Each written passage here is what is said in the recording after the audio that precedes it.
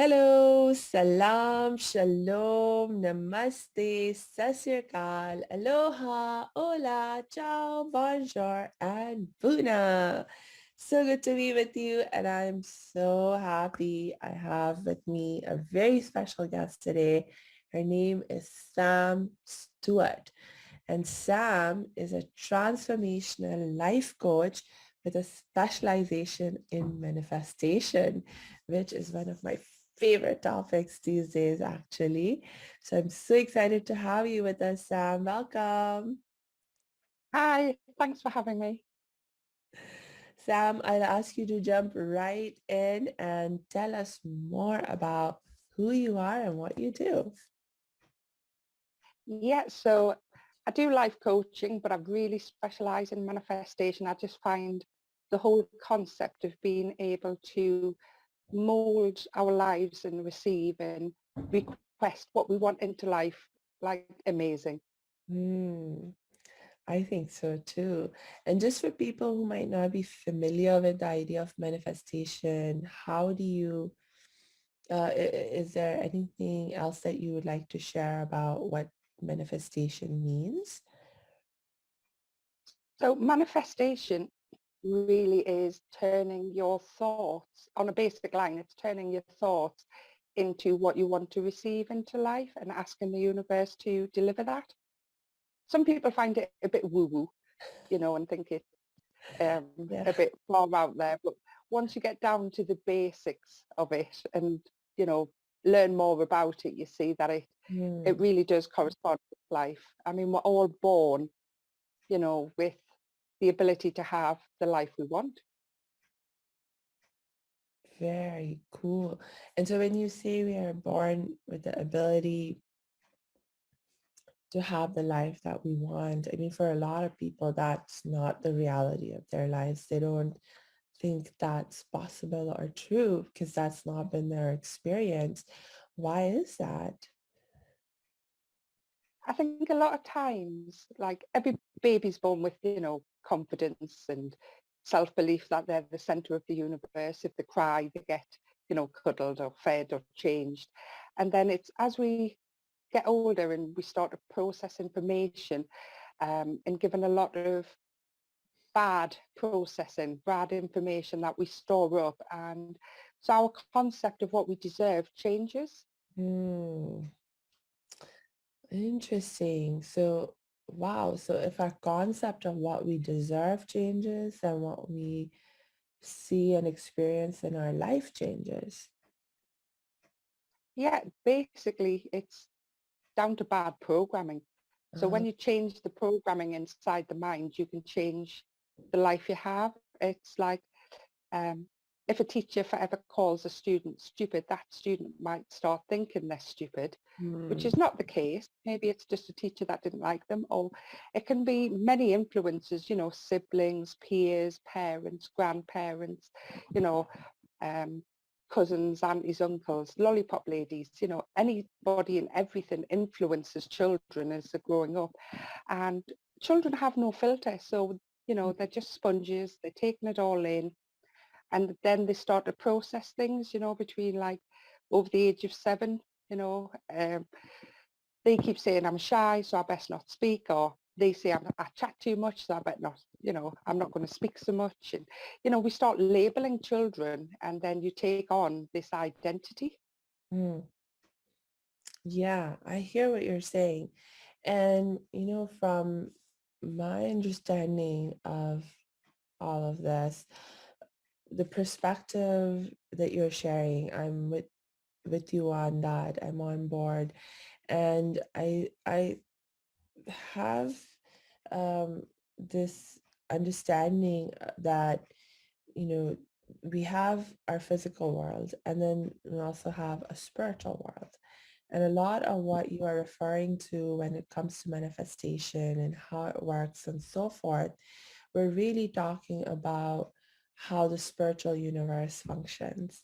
And when we can better Yeah. understand that, then we can really better understand manifestation and how to allow manifestation to occur or how we can utilize manifestation. almost like a tool in our life. So I know that one thing that you're really awesome at is teaching people about the spiritual universe and the laws of the spiritual universe. Tell me more about that, please. Yeah, no problem. So depending on what Google app you have, you can have anywhere from 5 to 21 universal spiritual laws, but you don't need to learn all of them because they do actually overlap. So you might hear somebody say a law of rhythm and you think, oh, well, isn't that a bit like the law of magnetism? You know, so they do interlap with each other. And most people have heard of the law of attraction because it had such a good PA, you know, and The Secret came out and everyone was, you know, crazy for it and it was the bee's knees. But the problem is there's a lot more and you need to learn a couple of the laws, at least 5, I would say, you know, or just hear of them even, you know, so that you can be a bit more mindful of them. Um, because the law of attraction won't work by itself. It's not Mm, created that way. You mm. know, you do need to integrate some of the other laws in with it to really, truly manifest what you want. Right. So just as a quick reminder for if someone's not familiar with the law of attraction, what is the law of attraction? So the law of attraction is using your thoughts to attract what you want into your life. Mhm. So at its basic level, you could say what you think is what you get. Mm, But, you know, you could take a teenage boy and their thoughts and they definitely don't get them. And we wouldn't want them to get them, you know. So the fact we have, I don't know, over 60,000 thoughts a day that we're not conscious of, it's the conscious thought pattern. So mm, it's a conscious thought to have that release into feelings and that feeling is what you want to manifest. But the law of attraction also has a yin and yang to it. So mm, if you're positive and consciously making thoughts and trying to manifest into your life, but the other half of the day you're thinking of your bank balance is overdrawn, you have such lack in your life, then you're attracting that. So, you know, you can't have both. You have to have it one way or the other. mm. The consistency in the thoughts that you're having is important. Yeah, I mean, we all have bad thoughts. Everyone's entitled to. But as long as you recognise a thought as being a thought, and if it's not a thought you want, then to push it aside and just you can say to your thoughts, no, not today or not right now, I'll deal with you later. You don't have to suppress it, but you Mm, can just say, you know, you're not needed right now. You know, I'm thinking on these lines, you know, I'm thinking more happy and positive, and you can continue on doing that. nice. Cool. So what can you share with us another law that we can use to support the law of attraction? Yeah, so a really good law and a law that not many people think of is a law of action. Mm, So people often think, you know, it's happy thoughts and being all positive Polly and just being this nice person, and which is great. It's a good way of living. But if you're actually wanting to attract something, so say if you want to attract a soulmate, but you sit in the house 24/7, you know, not a lot's going to happen with that. You know, you have to make some sort of productive action so the universe knows that it is actually what you want. It's not just a thought. It's not just a whimsical idea. Um, so it's taking some sort of positive action and steps. Like if you hate your job and you want a new one, are you actively looking for a new job? Because a job won't just appear to you. You know, if you want that promotion, are you proving to your boss that you're worthy of the promotion? You know, if you want to manifest, you know, something into your life, it could be curtains, carpets, you know, anything in the house. It doesn't have to be anything extreme. You know, are you putting that out into the universe? If you want new clothes, are you emptying your wardrobe and making room for new clothes? You know, the universe has always got your back and it's always willing to meet you halfway, but you have to meet the universe halfway. So the mm. law of action really is, I think, one of the best laws. Yeah.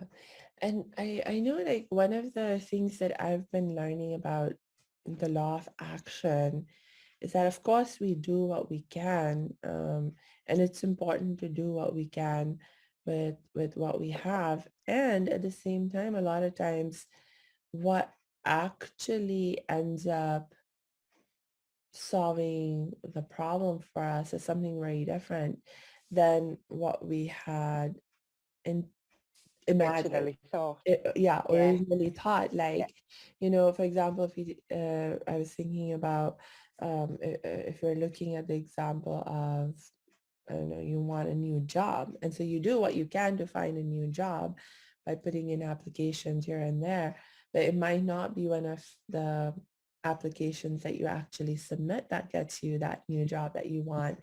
The new job might yeah, land in your lap through some other means.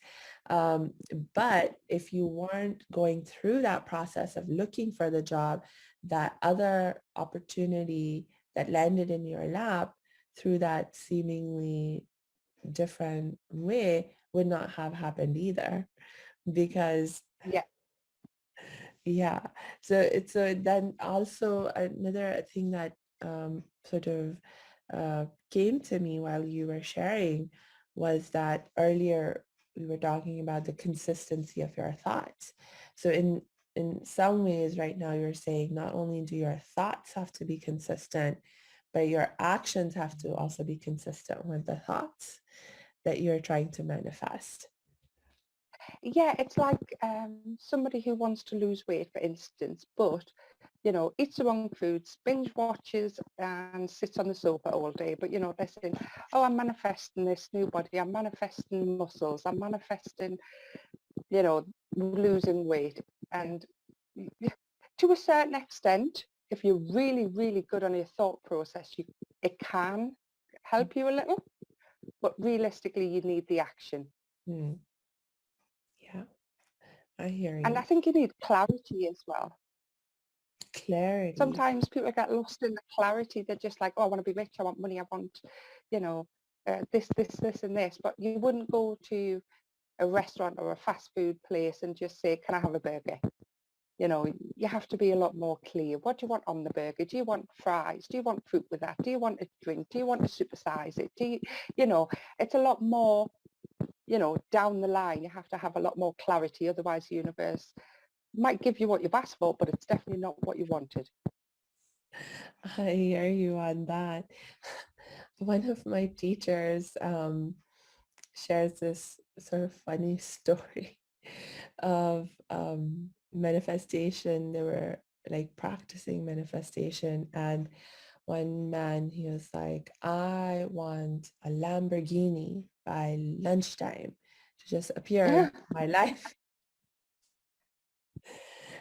And um, and interestingly, a Lamborghini did appear into his life by lunchtime, but it was in a little keychain when he went off to lunch.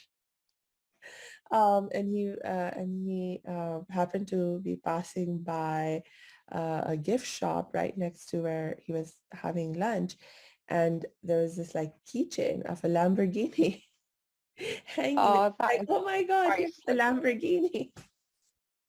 Yes. So Yeah, this I think realistic expectations definitely would go with that one. well, realistic expectations, but also sometimes it seems like the universe has a sense of humor. Yeah. I, Mm. I mean, I would say, the biggest of your dreams can come true, but you can't just ask for them by lunch.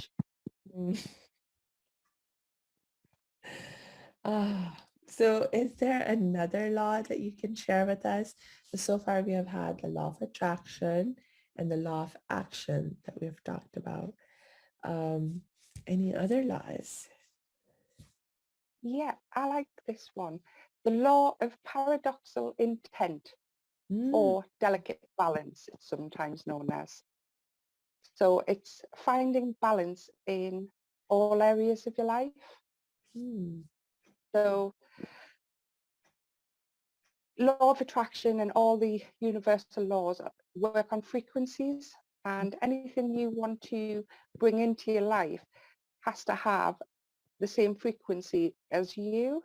So you want to vibrate as high as you can. So the balance, you need to find the balance. You can't be, like I said earlier, up and down or anything. So, but showing appreciation, showing gratitude. So in the morning when you wake up, you know, you can appreciate the day, you can appreciate what's going to happen that day.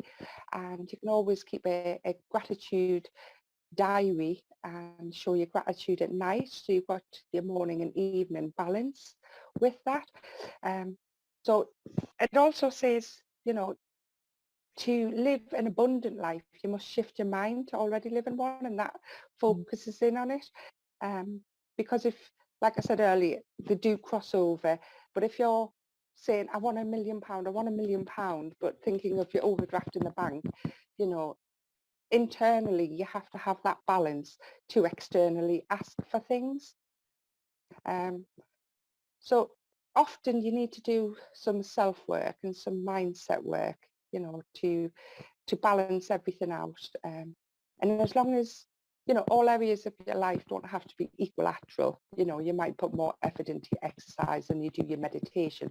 But as long as it's balanced and you're well-rounded, you know, you'll find that things come easier. Like some people might put too much time in at work and they ignore their wife and kids at home or things. And that's just not any kind of balance. Yes, they might have more money, but they're not happier, they're not abundant. You know, they're rich and sad usually, Mm. or frustrated, you know, and negative things come with that. Mm. Yeah, you know, when you were just sharing, one thing that came to my mind was actually in my own experience. Like I realized when I was first starting my coaching training practice as a happiness expert, I remember right before I started my practice, I had spent a lot of time studying and developing my mental emotional health and growing spiritually and so forth. And because of all that work that I had done on myself, on learning and growing, I was feeling in a really high vibration. And I was a really energetically very high vibration.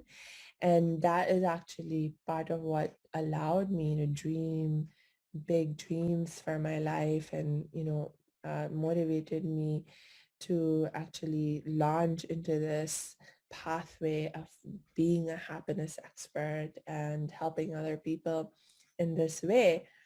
And then I remember as I began the work. Of course, there was a lot of work that needed to be done, and there's a whole new set of things that I had to learn in the context of managing the business side and building up the business side of my practice.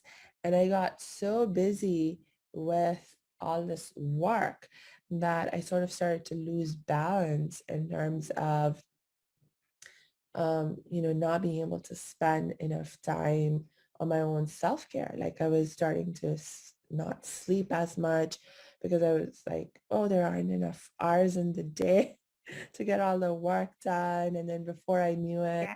I wasn't meditating as much every day because I was like, oh, it's too much work to do to spend 3 hours in meditation. And, it just kind of before I knew it, I had Went off huge balance. imbalance. Exactly.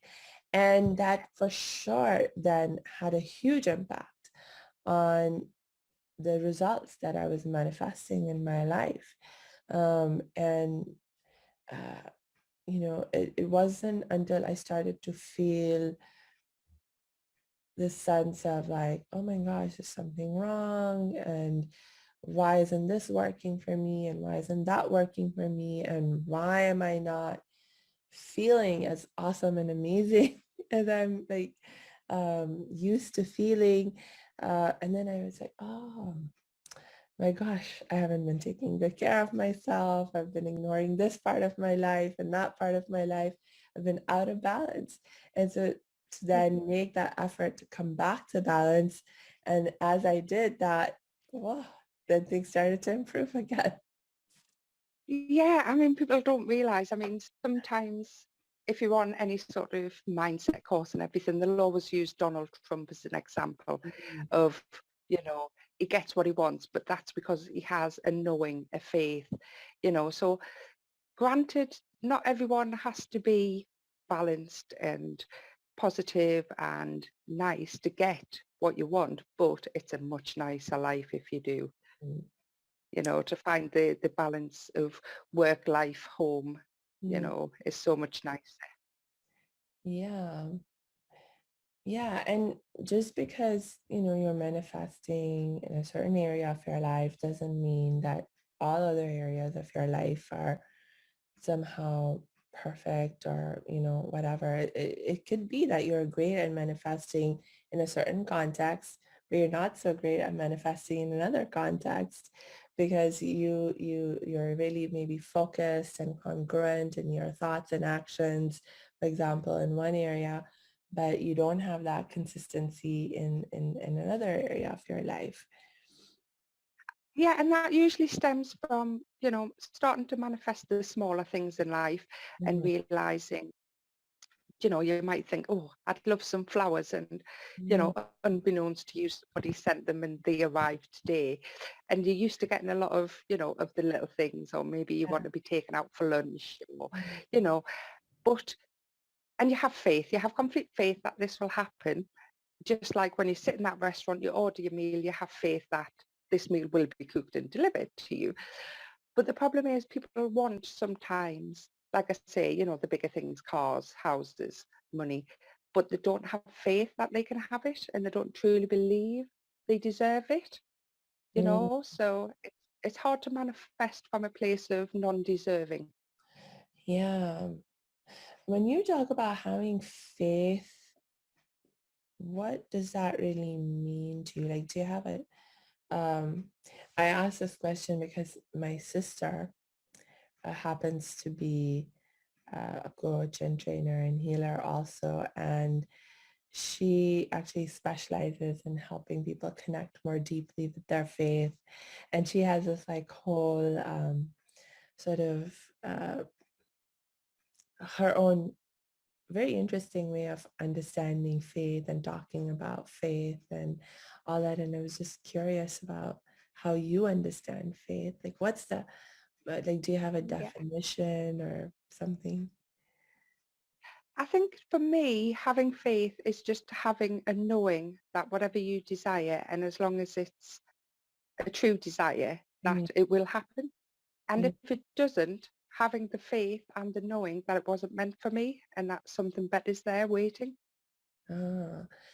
And so, wow, so this knowing, what's the source of the knowing? Like on what, how do you know? Like do you just, yeah. Yeah, it's like I said, it's like sitting down for a meal, ordering it and Yeah. knowing it's going to come. You don't sit down, order a meal and think, oh, I hope it comes. Oh, Mm, I wonder if it will come. Maybe they won't make it. mm, You sit down for a meal and you know you've ordered it, you're going to get it. And if yeah. it doesn't arrive in time, you'd speak to the waiter and move it along, and you Mm, can do that. You can ask the universe to move things along for you if things aren't happening fast enough. But it's just annoying. It's having a strong desire, a pure intention. I mean, you desire to eat that food and you know it's coming. And by the time, the waiter's on his way and you're seeing him, you're starting to um, salivate and, it's coming. And it's kind of the same thing. It's that knowing. mm, So yes, you're going to have slight anticipation because it's exciting, when you're trying to manifest new things into your life. But if it's your pure desire, then it won't ever pass you by. mm. Does it have anything to do with like having faith is, does it have anything to do with experience? I mean, for example, in the scenario of having faith that when you order something at a restaurant, the food will come. I mean, that we learn to trust in that because we have had so many experiences of going to a restaurant and ordering food and having it, be delivered to us soon thereafter. Um, so but what if you didn't have that experience? Like if you went to the restaurant and sometimes food got delivered to you, sometimes food didn't get delivered to you, you know, would that mean that you'd have less faith? Um, you know?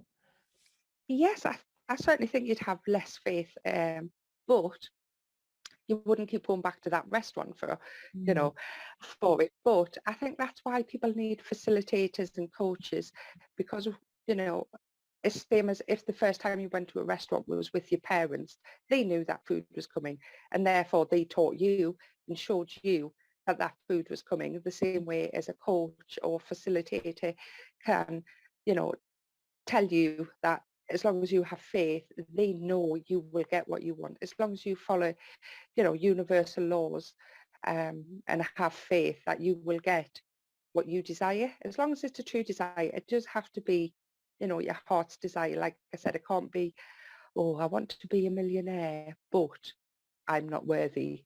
It's mm, not a true desire. It's the, you know, it's like an equation.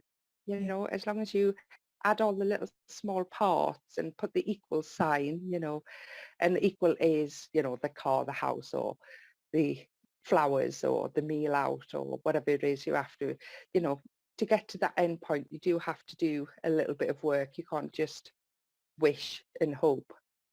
Mm. That's thank you for sharing that. And I have lots more questions to ask. And just keeping my eye on the clock, I want to make sure we have the opportunity to learn at least one or two other laws from you today.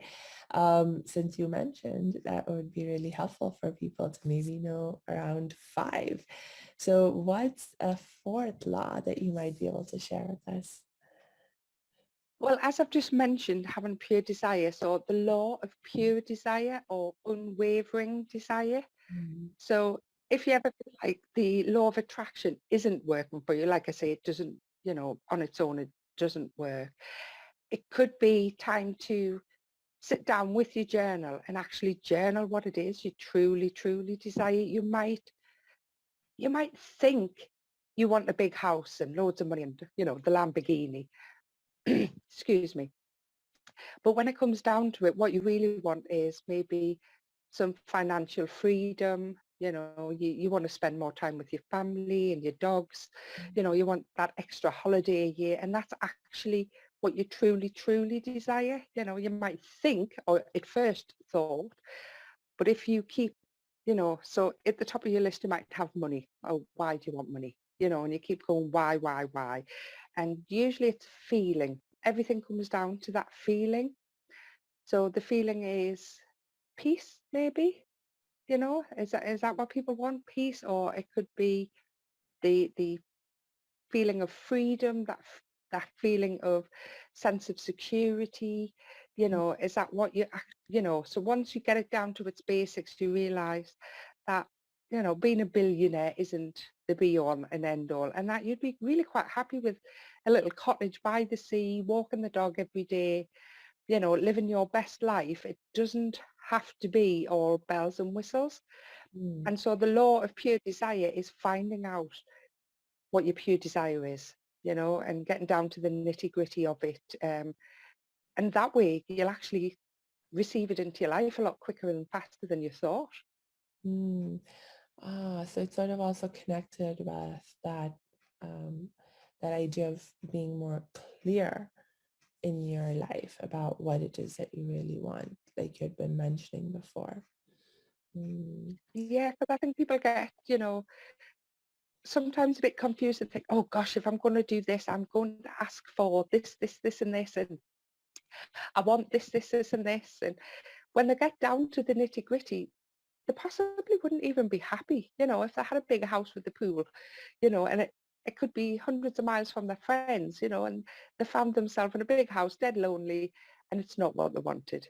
You right. know, they would have rather had a nice little house, where friends could visit, but Yeah. that maybe that was next to a nature trail that they could walk on and, you know, hug a Mm, tree. Nothing wrong with hugging a tree, and and the peace that can come with that is just far greater than having a mansion and, you know, an empty mansion, if you like, with nobody visiting. yeah, that's, yeah, thank you for sharing that example. That makes a lot of sense to me. And is there a fifth law that you can share with us right now? Yeah, what a lovely little law is the law of magnetism. Hmm. So it's, as you can imagine, magnets. So like I said, they do overcross each other, but they do have their own potency. Mhm. Um, so it's when you understand that everything vibrates at a level and you can have it. So that attraction is like two magnets coming together, and not all magnets will go together. You have the south and the north, and some just are opposites. So Yeah. if you're trying to get something in your life with that's a polar opposite to yourself, then you can't attract it. You are drawn to certain people. When you start a job, you're drawn to certain people. At a party, when you walk in a room, you can assess the room and you think, oh, I want to talk to them or them. They seem interesting. And we're naturally drawn, and it's like a magnet. So we're actually drawn to people on our vibration, Mm, our magnetism. And that's why sometimes people come into your life, they might stay a week, a year, not long, and they're there for a reason. And maybe your vibration's raised higher than them and you're on to, a new set of friends or attraction, or maybe theirs went higher than yours and they have somewhere else to be. So I think a lot of this combined in with sometimes people think, oh gosh, that friend only was in my life a year, but mm, maybe because you then took two different paths and, right. the magnet connection was broken. And I do feel that people come into your life for a reason, and once that reason's fulfilled, they can leave. And like I say, so the law of magnetism, you'll attract, you know, what you need at the time, but Mm. then once it's no longer needed, you can release it. Oh, that is so cool. So it's sort of like making me think about the importance of gratitude for what you do have. It's like whatever you have, it's been, I mean, if you think, oh, it's been magnetized into my life, but it's not just magnetized in a random way. It's like magnetized into my life because I somehow needed it in my life.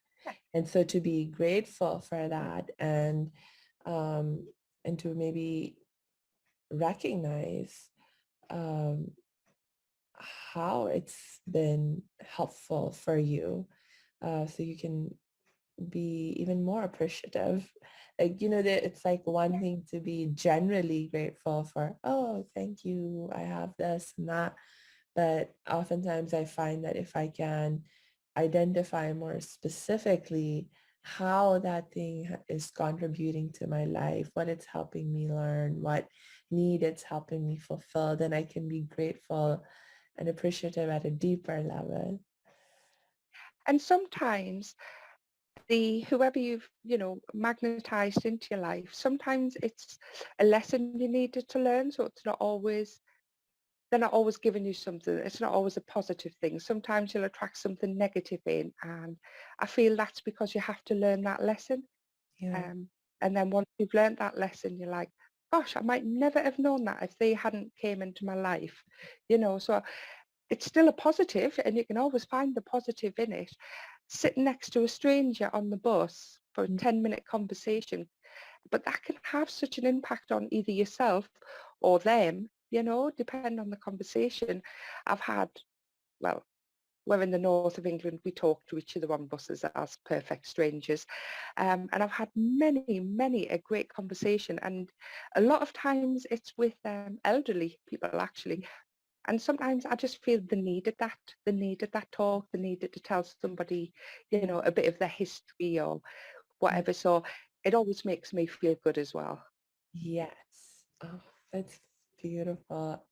And I think on that wonderful note, we will wrap up for today. Do you have any last things that you want to share with us for right now, Sam? Just keep thinking positive and don't worry when you're negative. Awesome.